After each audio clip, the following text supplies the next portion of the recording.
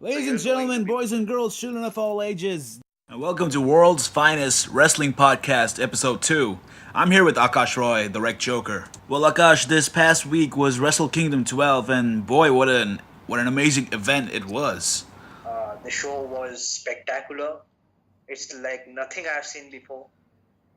And till the end, it was great from the start. Which was your favorite match? I think the main event, Okada versus Naito, was my favorite match. Though it was supposed to be Kenny versus Jericho, but I think Naito and Okada put their best efforts in the match. Teensy tiny bit better than Kenny and Jericho. I agree. They both stole the show. Actually, all of them did. I mean, did you see how much Okada was taking in? They were so tired. The match almost had the same length. Both the main event, 34 minutes was Chris Jericho and Omega's, and 36 minutes was Okada and Naito. But Naito's match was more in the ring. So, I mean, both were great. I mean, I like this last one a bit more. Yeah. What about? I mean, Naito versus Okada. Naito stole the show, man. I mean, both of them gave a 5-star performance. Like I said, it's all about the effort. They sold moves pretty well. I think it was an amazing match. Man, I realized one most important thing in WWE: wins and losses matter, until unless you are Roman Reigns or John Cena. But in NJPW, wins and losses don't matter at all, because the losers, the man who lost the match is equally. He played his part in the match. There is going to be a winner and a loser, but each wrestler in NJPW tries to look good and make the other wrestlers look good as well. Makes their opponent look good. You get what I'm saying? Yes, what of course, of course. Both of them may not be proper, but both of them actually earned the respect of the audience because Japan is all about respect, man. Yep. Because you remember the hair versus hair match. I mean that face turn. Oh my god! Traditional Japan is respect. Yep. I mean honor. It's like you promise something, you promise something, then you have to keep your promise. So yeah. Yeah, it was not like Kane taking off his mask. Eddie Bischoff had to come out. Take off your mask. You know the speculation. It was not like that. Nobody forced him to come back to the ring. His whole faction was taking him away, but he himself came with a chair. I mean, that chair thing. He took out his own seat. That was again about honor and respect. It was also storytelling, you know.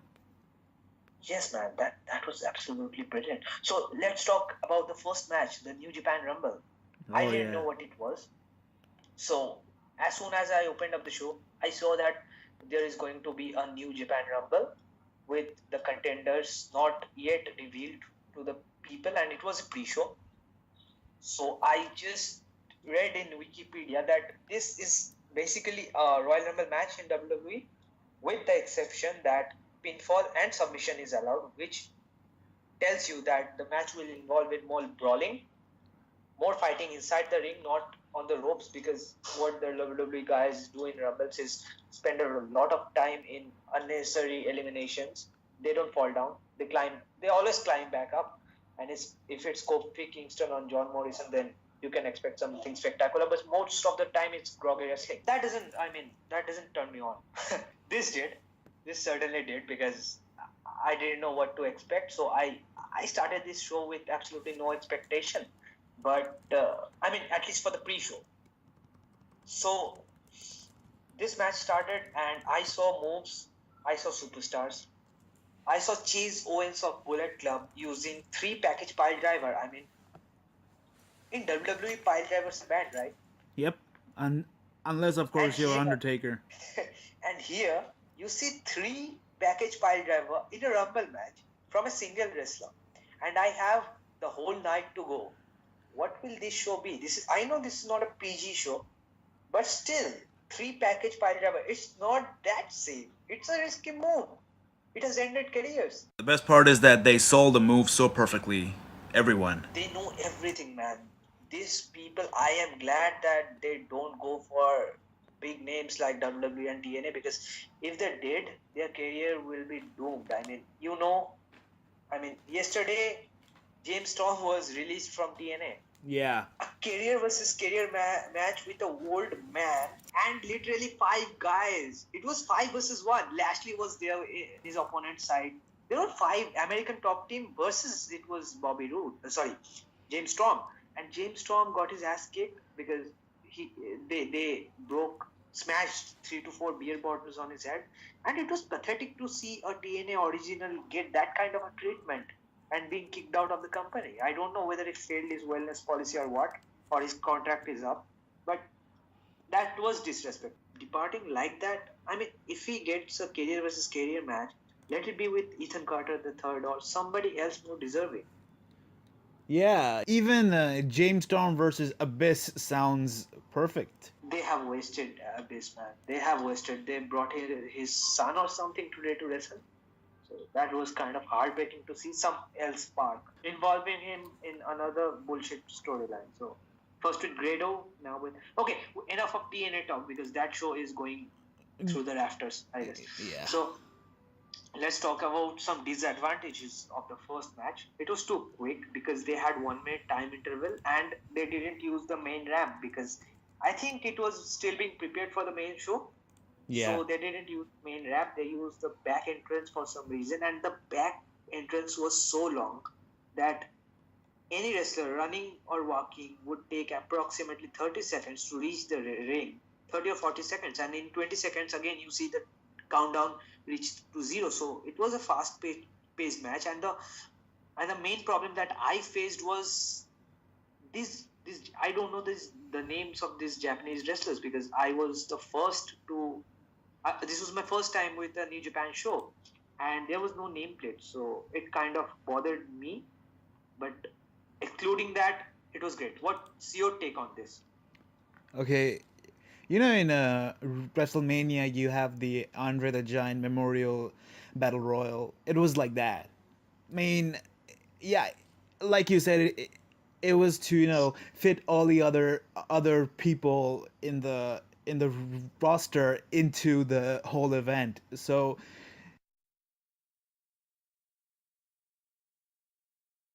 here's the thing.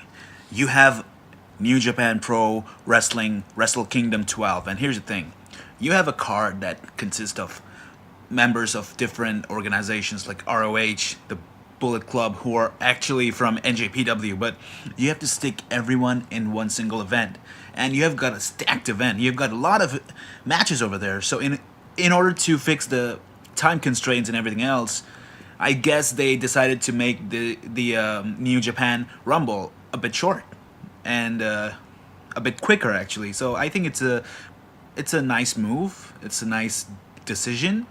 I think everyone loved it though. I get that picture. But yeah, it was rushed, of course. Yeah. Still, I get a teensy bit of a problem because I think they had a major interval between the Rumble match and the start of the show, 20 minutes or so.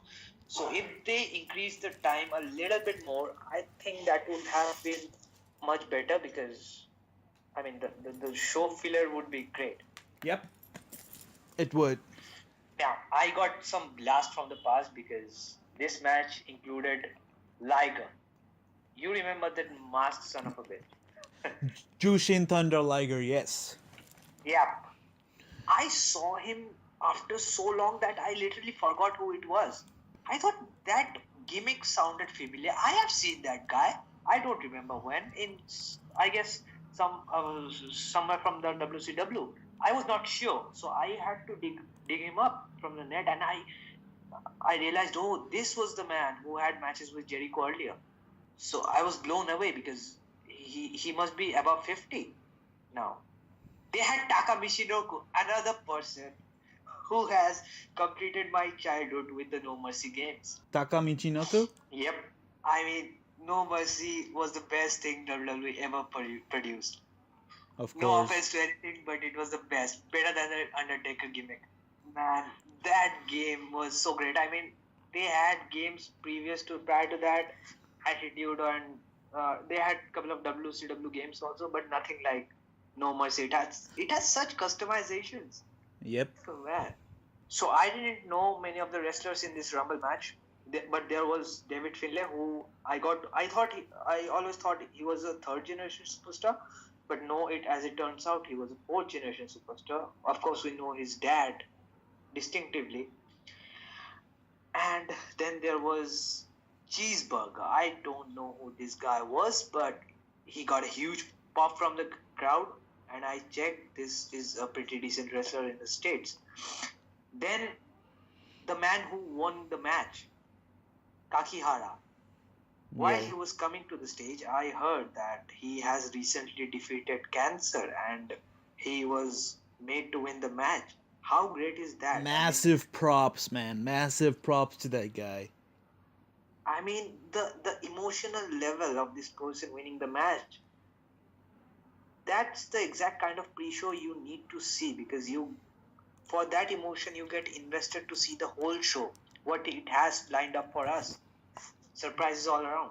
Other things that this match had: mask rip-offs, suplexes, German suplexes, gang-ups, plenty of Bullet Club.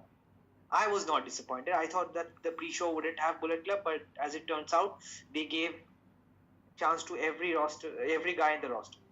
That was great. After the match, Kakihara acknowledges the fan to raise funds for him, and that's the way to kick off a show, wouldn't you say? Of course, yeah. He received a lot of pop from the audience, and of course the audience some of them were emotional as well, and it was an amazing match. Even though it was short, I think Kakihara's victory was well deserved. So congratulations to him. Then we get welcome to the main show, and the first match is Young Bucks versus. They show a pretty cool intro to get to know the show, as it was my first time. I wonder that it was first time for many people, because Jericho was in it. He sold a massive amount of hype for this show. That's he true. Kept on repeating 4th of January in his everything is he does these days. He keeps on repeating 4th of January WrestleKingdom at Tokyo Dome. I mean, in my sleep I can babble that. You get my point. I mean, it has got sucked up in my blood. That's cool. So he did all the branding and sponsoring of that. So I kind of get the cool intro to the show. Feels good because it was all in Japanese, but as wrestling doesn't speak any language, so I got to understand it.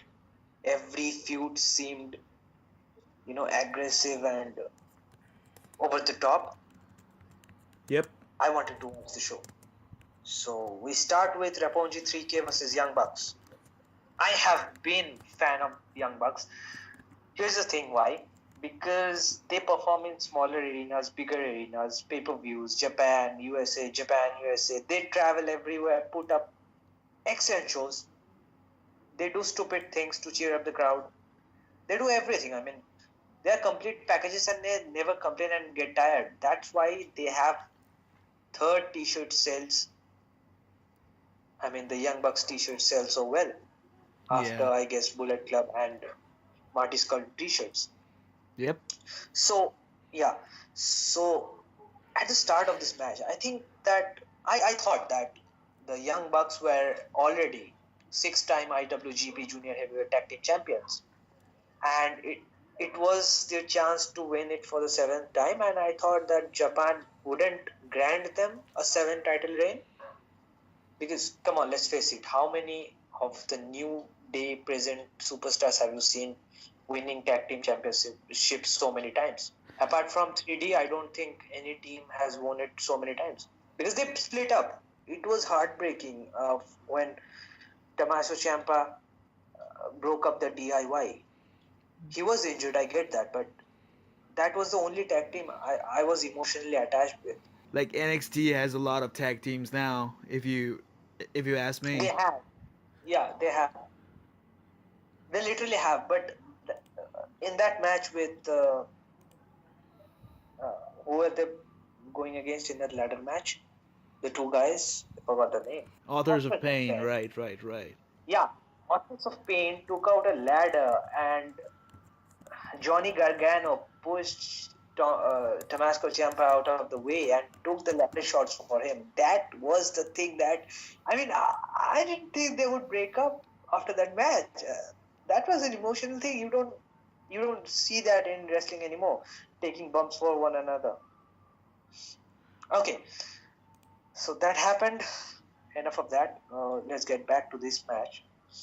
So I thought this match had a disadvantage towards the Young Bucks as they were six-time champs already, and Roppongi had a manager who turns out to be a wrestler, Rocky Romero. So Sho and Yo of Roppongi 3K are excellent wrestlers, no doubt about that. So is the Young Bucks. But if you have a manager sidelined with you, I think that provides a good amount of chances of winning that night. Wouldn't Yeah. you say? Yeah. I love the Young Bucks. Always been a fan. But this match had everything in it. It had the entertaining opening. It had the it was a typical Young Bucks match, dangerous moves, and even like amazing high some amazing actions. Well, everyone thought that this match will be a filler contest, but no, it's not. None of the matches were fillers, right? Exactly. In WWE, let's just if we are comparing a bit, like you have things that are decided like 5 minutes before the match or something like that. Like 5 minutes before you, this guy has to fight him or fight A her couple of like days that. earlier, when Randy Orton and Rusev had a feud in one of the pay-per-view match, when the rivalry match was going to happen, they were short on time. So Rusev comes to the ring, or I don't know, Randy comes to the ring and gets attacked from behind, making the match a no contest. What Yeah. was that? You build up to weeks making this rivalry, but then you don't have time for it. Well, that's how WWE books things. Now here are the couple of interesting things that I like from the match.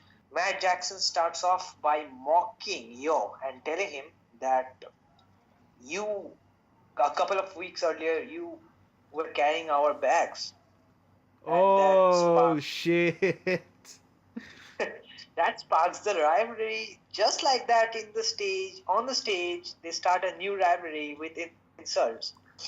And so Matt tries to show that he is the superior wrestler and superior tag team. He belongs to the superior tag team, right? So he punches, slaps Yo, and applies an early sharpshooter, which was perfect, I guess. Couple of tag team moves. Now here is the thing that is to be praised, because we don't see traditional tag team wrestling. The Bucks literally diagonalize the ring and keep the opponent in their area and constantly tags each other out, performs their double teams over and over again, and they have so many moves in their arsenal. I have not seen another team who has such kind of double combinations of moves. So crowd pops off every now and then.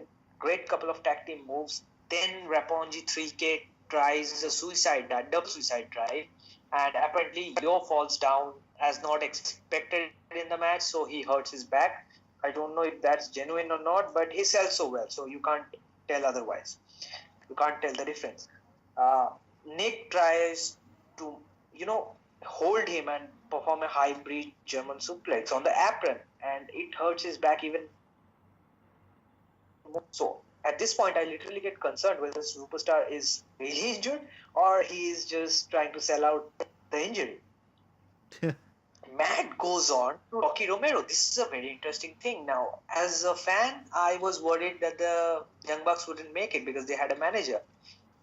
For no reason, goes to the manager. The manager wasn't involving in the match, but still holds him, power bombs him into the ramp, the entrance ramp, and that man is out. So you can tell the match is very much even now. And more even it becomes when Matt tries to perform another high rope move, and this time he hurts his back, same as like Yo.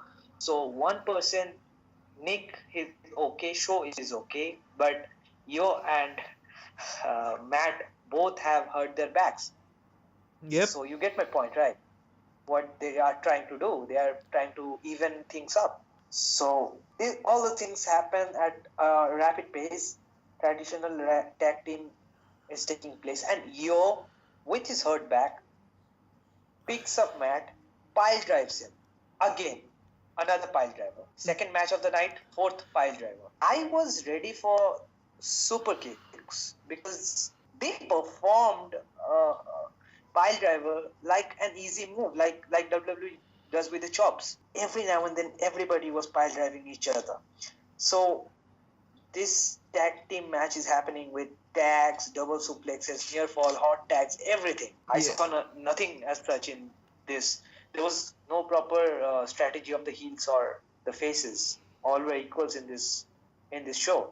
So I thought that the match is going to end. Raponji 3K goes for the kill. They go for the tag team finishers, and you kind of understand. If you have not seen a team before, still you understand that this is going to be the finish of the match, right? So Yo and Show goes for the finisher, and Nick was miles away. Nick runs to the stage, saves Matt, super kicks. I think Show or Yo somebody, and then a couple of high-paced enziguri happens, suplexes happen. I thought that was the finish of the match. They are going to nail their finisher and it's going to be over. But no, he saved his brother. They go for, again, some tremendous moves, back and forth action, huge pop, again by the crowd because they thought that they already got their money's worth. And such a big card was left still, untouched card. So, and both the teams were working for the back. They were working for a body part. Now, I saw this new move of the Young Bucks. Now, Matt places Yo, and Nick attempts a swanton bomb of the top rope. They don't care whose move it is. True that.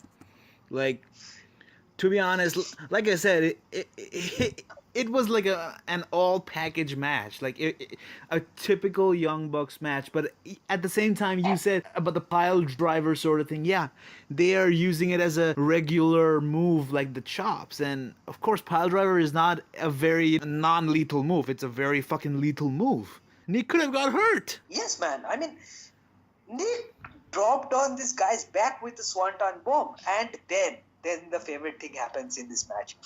Now, both the superstars whose back was injured, I wouldn't say superstars, that's their WWE name, right? Yep. I've said wrestlers. Fuck superstars, man. Always call them wrestlers. Both the persons who have not hurt their back, Show and Nick, applies sharpshooters at the same time on each other's opponents. And they face each other and they see each other apply sharpshooters to their tag team partners. So what they do? They try to slap each other. And that was funny. To be honest, this whole fucking event was full of slaps. Yeah. And then there was another spot in which both Raponji 3K guys were applying sharpshooter to Nick and Matt. And Matt's back was hurt, so he was going to tap out. But Nick somehow, despite being in the sharpshooter, reaches out for his hand and stops him to tap out. That was, I mean, every spot in this match was like something innovative, not a regular monotonous routine. So here we come to the finish of the match. Both face each other. They again exchange super kicks.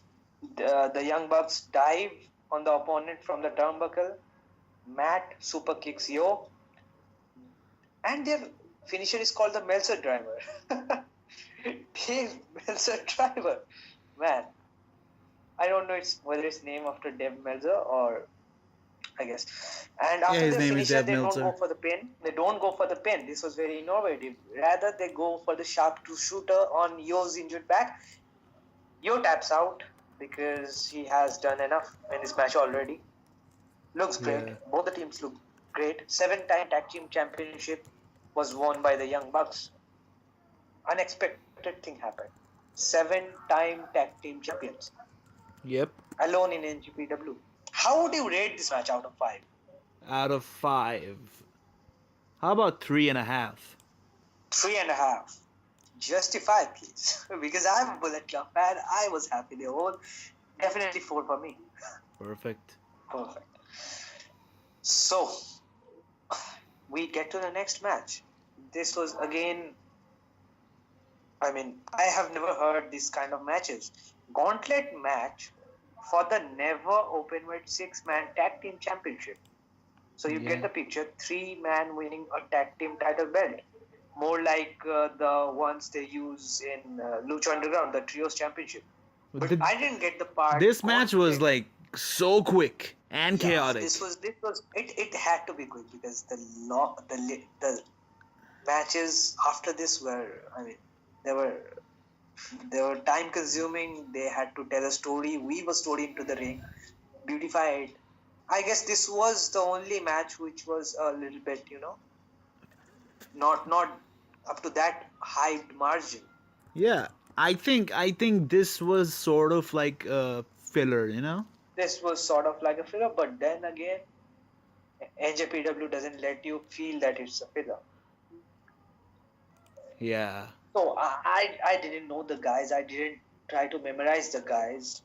I just enjoyed the match. So Suzuki Gun, apparently the team of Taichi, Izuka, and Jack Sabre Jr.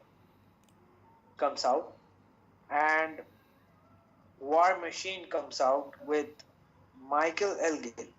War Machine is the tag team of Raymond Rowe and Hansen. All now, when the match started, there was all the big guys in the ring. So the match was. Let me break down the match first. The gauntlet match means we know how WWE gauntlet match goes. You defeat one, the other wrestler enters until you are defeated, right? And this match had the similar concept of gauntlet. Instead, if you get pinned, your team gets eliminated. The champion team comes at last, which was the Bullet Club. And so you get big guys in the ring. They start to brawl, brawl, brawl. 350 pounds of flesh and blood of wrestlers doing cartwheels, drop kicks. I was stunned, man. I mean, I have seen Samoa Joe, but I don't think he can pull out a proper cartwheel. That man does some exception moves, don't get me wrong. But here there were much heavier wrestlers doing cartwheel and stuff. Again, I just remember I told the guys are average weight is 350 pounds. The Yeah. people in the ring, They're and trained well. he goes to the second rope to dive, and the crowd is not satisfied.